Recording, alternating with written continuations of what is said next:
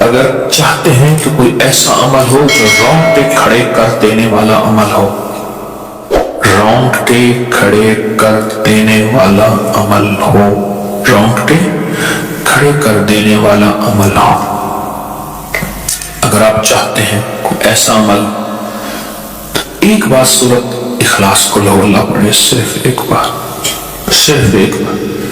سورۃ اخلاص پڑھے، صرف ایک بار. اور جب پہنچے نا اللہ الصمد قل هو اللہ احد اللہ الصمد.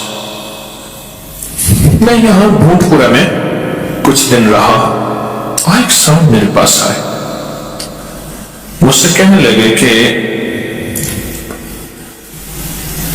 میرے اوپر کسی نے ایک ایسا کالا جن اور ایسا خطرناک جن مسلط کیا ہے کہ جو میں آنکھوں سے دیکھتا ہوں، میری بیوی آنکھوں دیکھتی ہے، بچوں کو نظر نہیں آتا، کوئی گھر میں آئے اس کو نظر نہیں آتا، میں آنکھوں میں دیکھتا ہوں. کہنے لگا ایسے دیوار کے اندر چلا جاتا ہے، پھر دیوار سے باہر نکل آتا ہے، چھت کے اندر جاتا ہے اور چھت پھٹتی محسوس ہوتی ہے. ہم ڈر کے بعض اوقات ہٹ جاتے ہیں کہ چھت پھٹی ہے گر نہ جائے، پھر وہ مل جاتی ہے، پھر ایسے چلا جاتا ہے. وہ کالا جن ایسے چلا جاتا ہے، ایسے آ جاتا ہے. کہا کہ اسے کسی نے ہمارے اوپر مسلط کیا. ان کے کچھ مسائل تھے، کوئی آپس میں مسلط کیے، اور کہا کہ وہ جن ایسا ہے ہمیں عبادت نہیں کرنے دیتا، تسبیح نہیں کرنے دیتا، وظیفے نہیں کرنے دیتا، اعمال نہیں کرنے دیتا، ہمارا منہ بند کرتا ہے. مجھے آج بھی اس بندے کے الفاظ یاد ہیں.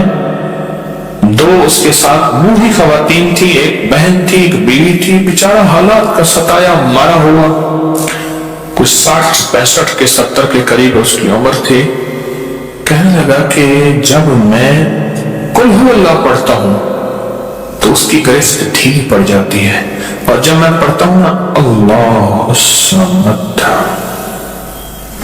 تو کہا کہ اللہ الصمد پڑھتے ہی وہ ایک دم دور ہو جاتا ہے، ایسے جیسے کسی چیز کو کوئی دھکا دے اور وہ چیز دھکے سے ایک دم دور ہو جائے. اللہ الصمد، ایک دم وہ دھکے سے ایک دم کوئی دور ہو جائے.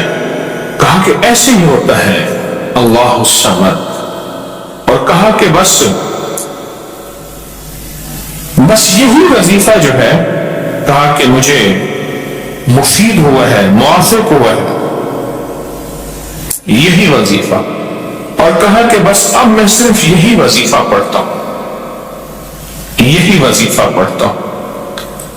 مجھ سے کہنے لگا آپ مجھے کوئی وظیفہ بھی دیں گے نہیں پڑھنے دیں گے، یہی اگر اجازت دیں گے. تو میں نے کہا اس سے بڑھ کے اسم اعظم کون سا ہے، اس سے بڑھ کے پرتاثیر چیز کون سی ہے؟ میں آپ کو یہی وظیفہ دے دیتا ہوں، آپ اسی وظیفے کو پڑھیں. پھر میں نے اس کو ایک ترکیب بتائی، آپ کو ہی بتاتا ہوں، شاید میں زندگی میں پہلی دفعہ بتا رہا ہوں، یہ پہلے بتائی ہوگی، جہاں تک میری یادداشت ہے پہلی دفعہ بتا رہا ہوں. یہ نہیں کہ چھپاتا ہوں، دعویٰ تو پھر بھی نہیں کر سکتا، بھول جاتا ہوں، پھر یاد آتی ہے بازو کا. اب وہ چیز آپ کو عرض کر رہا ہوں. میں نے اسے کہا صرف ایک دفعہ سورۃ اخلاص پڑھ، اول آخر 3 دفعہ درود شریف. رونگٹے کھڑے کر دینے والا عمل، اس کا نام جو میں نے سال سے رکھا ہے، رونگٹے کھڑے کر دینے والا عمل. حدیث میں آتا ہے، مفہوم ہے کہ جب بندے کی اضطرائی کیفیت ہوتی ہے، بے چین، بے قرار، پریشان ہوتا ہے، مضطرب، اس وقت عرش الہی ایک دم میں حرکت میں آتا ہے، رحمت متوجہ ہوتی ہے اور اللہ کا عرش ہل جاتا ہے. رونگٹے کھڑے کر دینے والا ایسا عمل جس میں انسان جو ہے بس ایک پل میں سے بے چین، بے قرار ہو. اس کی ترکیب یہ ہے کہ والا کر درود پاک 3 بار، ایک دفعہ سورۃ اخلاص پڑھیں، اور پڑھ کے جب اللہ الصمد پہ پہنچے نا تو اس کو ہلکا ہلکا دل میں دہرائیں، اللہ الصمد، اللہ الصمد، دہرائیں، توجہ سے دہراتے جائیں. پہلے الفاظ آتے ہیں غور سے سنیے گا. پہلے الفاظ آتے ہیں، پھر کیفیات آتی. پہلے الفاظ آتے ہیں، پھر کیفیات آتی ہیں. پہلے الفاظ آتے ہیں. انسان پہلے الفاظ سے بچہ نا، اسی بچے کو آپ ایسے لوگوں میں، بچے کو ایسے لوگوں کے ساتھ پلنے کے لیے جو بول نہیں سکتے. بچہ کبھی نہیں بولے گا، وہ کون کرے گا، کرے گا، بول نہیں سکے گا. کیونکہ بچہ الفاظ چنتا ہے، پھر وہ الفاظ بولتا ہے. پہلے الفاظ ہوتے ہیں. کسی نے پوچھا، حضرت میرا دل ذکر نہیں کرتا، بس زبان سے کرتا ہوں. کہا مبارک ہو، اللہ نے جسم کے ایک حصے زبان کو قبول کر لیا ہے، اس کو نہ چھوڑنا. ایک وقت آئے گا دل بھی قبول ہو جائے گا. ایک وقت آئے گا دل بھی قبول ہو جائے گا. اس زبان والے ذکر کو نہ چھوڑ. وقت آئے گا دل بھی قبول ہو جائے گا. اس کو نہ چھوڑ، اس کو نہ چھوڑ. حقیقت کہہ رہا ہوں. میں نے اس سے کہا کہ ایک ایسا کام کر، تنہائی میں بیٹھ، اور تنہائی میں بیٹھ کے نا بس صرف تو ہو، اللہ ہو، بندہ ہو. تنہائی میں بیٹھ، اور تنہائی میں بیٹھ کر آپ نے ذکر کرنا. تنہائی میں بیٹھ کر آپ نے ذکر کرنا. تنہائی میں بیٹھ کر اور اللہ الصمد کی ضربیں لگانی ہے دل پہ، دل پہ، دل. پڑھنی صرف ایک دفعہ سورۃ اخلاص ہے، اور جب دیکھیں نا رونگٹے کھڑے ہو گئے ہیں اور انگ انگ میں سے آنسو بہنا شروع ہوئے ہیں. آنکھوں سے، آنسوں سے، اور دل سے، اور کیفیات سے ہر جسم کا حصہ اللہ کی طرف متوجہ ہو گیا ہے. ہر دل کا حصہ، ہر جسم کا حصہ، ہر رگ رگ رگ رگ رگ رگ اللہ کی طرف متوجہ ہو گئی ہے. تو پھر اللہ کے ساتھ تعلق بنا اور اپنی مراد، اپنی آس، اپنی امید اللہ کے سامنے پیش کر. اپنی مراد، اپنی آس، اپنی امید اللہ کے سامنے پیش کر. اور اللہ الصمد کو دوہرا دوہرا دوہرا دوہرا دوہرا. یہ جو جنگلوں میں کہتے ہیں چلا کیا فلاں بابا جی نے، پہاڑوں کی غاروں میں چلا کیا فلاں بابا جی نے، کنووں کے اندر چلا کیا. ابھی بھی ایسے کنویں موجود ہیں جس کے نیچے اتر کے پانی بھرتے تھے. اس کو ہمارے برے صغیر کی زبان میں باولی کہتے ہیں. اس میں نیچے جا کے پانی بھرتے تھے. میں نے بخارا کے اندر دیکھا اور کئی جگہ دیکھا. ٹھٹھا میں بھی ابھی وہ ہیں، ٹھٹھا میں، لیکن خشک ہو چکے ہیں.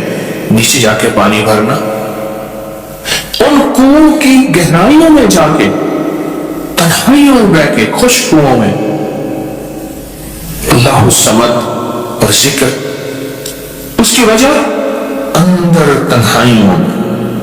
یا پھر کیا کیا؟ کہا کہ روئی کو تھوڑا سا گیلا کر اور پیسی ہوئی کالی مرچیں اس میں ملا اور کانوں میں ڈال کہ کوئی آواز کانوں تک نہ پہنچے. میری اماں رحمت اللہ علیہ کے پاس طوطا تھا، تو اس طوطے کو کلمہ پڑھاتی تھی. رات کو پڑھا کے نا اس کی کانوں پہ موم لگا دیتی تھی. میں نے خود دیکھا، کانوں پہ موم لگا دیتی تھی کہ ساری رات اس کے کانوں میں اور کوئی آواز نہ جائے. جاگ رہے اور کوئی آواز نہ جائے. اچھا ایسا کرتے رہے. میں نے خود دیکھا کچھ عرصے کے بعد اس نے کلمہ پڑھنا شروع کر دیا. ایسے ہی ہم اگر مشق کریں، جانور کی مشق ہو جائے تو اس کو کلمہ زبان پہ آ جاتا ہے. اگر ہم کبھی بھی کسی جنگل ویرانے میں، کبھی گھر کی تنہائیوں میں، کبھی کہیں بھی ایک دفعہ سورۃ قل ہو اللہ پڑھے اور ایک دفعہ سورۃ اخلاص پڑھے، اور اور ایک دفعہ سورۃ اخلاص پڑھیں لیکن اللہ الصمد کو بہت زیادہ دوہرا. اصل میں اللہ میں نقطہ نہیں، صمد میں نقطہ نہیں. یہ حروف صمامت ہیں، یہ بے نقطہ حروف ہیں، اور ان بے نقطہ حروف میں بہت طاقت بھی ہے، بہت تاثیر بھی ہے، بہت کمال بھی ہے. اللہم اغفر لی ولوالدی وللمؤمنین والمؤمنات والمسلمین والمسلمات. آپ اس وظیفے کو اٹھائیں، اس میں ذرا چنیں کہ بے نقطہ حروف کتنے ہیں.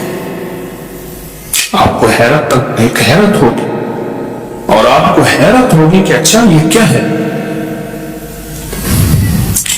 جو طبیب کامل ہو جاتا ہے، یاد رکھیے گا، جو حکیم مستقر ہو جاتا ہے، جو ڈاکٹر پختہ ہو جاتا ہے، وہ کسی کا نسخہ دیکھتے ہی نا ایک پل میں دوائیں دیکھتا ہے اور دوائیں پڑھتا ہے. کہتا ہے بس اس میں تھوڑی سی تبدیلی کر دیں باقی ٹھیک ہے، یا کہتے ہیں نہیں تبدیل نہ کریں یہی ٹھیک ہے. اسے پتا ہے یہ اس جسم کے مطابق، اس بیماری کے مطابق یہ عین صحت ہے، عین تندرستی ہے. اسی طرح جو وظائف کی دنیا کا بندہ ہوتا ہے اور اس کو وظائف کی دنیا میں پختگی مل جائے تو وہ بھی ایک پل میں وظیفے کے اندر کی طاقت دیکھتا ہے کہ اس میں حروف عطشی کتنے ہیں، خاکی کتنے ہیں، آبی کتنے ہیں، بادی کتنے ہیں، صمامت کتنے ہیں، قمری کتنے ہیں، شمسی کتنے ہیں، اور اس کے اندر وہ حروف کتنے ہیں جو نوری ہیں، وہ کتنے ہیں. ایک پل کے اندر اس سے وظیفے کی طاقت اور تاثیر، اور ایک پل کے اندر اس کے کمالات اس کے اندر کھل جاتے ہیں. اندیکھا جہان ہے، لاہوت ملکوت کا جہان ہے. ایک صحابی حضرت معاذ بن جبل رحمۃ اللہ رضی اللہ تعالیٰ عنہ، وہ فرماتے ہیں کہ زندگی محدود ہے، علم لا محدود ہے. انہی کا فرمان، شاید انہی کا فرمان ہے کہ زندگی محدود ہے، علم لا محدود. تو جو علم لا محدود ہے اس کو ہم نے اپنی عقل سے سمجھنے کی کوشش کریں، اپنے شعور سے سمجھنے کی کوشش کریں، اپنے احساس اور ادراک سے سمجھنے کی کوشش کریں تو نہیں سمجھ سکتے. علم ہے ہی لا محدود، اس کی حد نہیں. کبھی اگر آپ رونگٹے کھڑے کر دینے والے عمل کو چاہیں نا تو بیٹھ کے اس کی مشق کر لیں. دوسری یا تیسری مشق کے اندر آپ کو توجہات مل جائیں گی، ایک پل میں وجدان مل جائے. آپ حیران ہوں گے یہ کیا ہوا، اتنا جلد مجھے توجہ مل گئی. ساری عمر میں بڑی بڑی دعائیں مانگتا رہا، کبھی توجہ نہ ملی. کبھی کیا نہ ملی؟ توجہ نہ ملی. اور پل کے اندر اتنی مجھے توجہ مل گئی، اب حیران ہو جائیں. اللہ الصمد.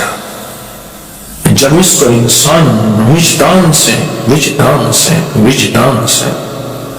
اور پورے درد سے اور پورے غم سے اور پورے درد سے بندہ اس کو دہراتا ہے،